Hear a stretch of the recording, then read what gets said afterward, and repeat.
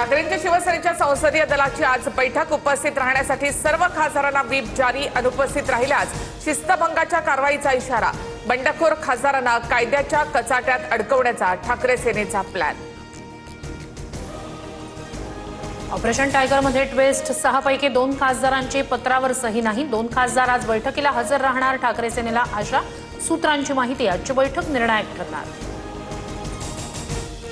2 खासदारांसोबत ठाकरेंच्या पक्षातील वरिष्ठ नेत्यांचा संवाद। बंडखोरी करणाऱ्या खासदारांच्या मनधरणीसाठी प्रयत्न। आजच्या बैठकीला 2 खासदार येण्याची ठाकरे सेनेला आशा। सूत्रांची माहिती। ठाकरेंच्या शिवसेनेच्या 6 खासदारांशी एकनाथ शिंदे यांची रात्री फोनवरून चर्चा। शिंदेंची खासदारांसोबत 30 मिनिटं खलबतं। खासदार श्रीकांत शिंदे सध्या दिल्लीत।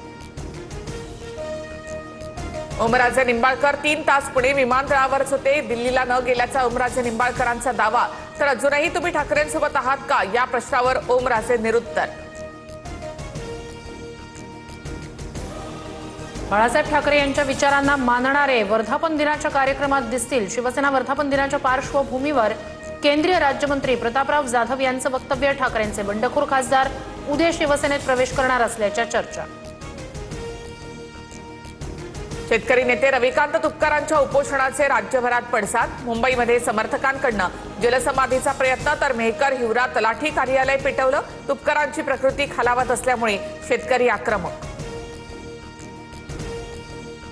अर्धा जून महिना उलटला तरी राज्यामध्ये पावसाची दडी। 24 जून नंतर कोकण किनारपट्टीवर मोसमी जोर वाढणार।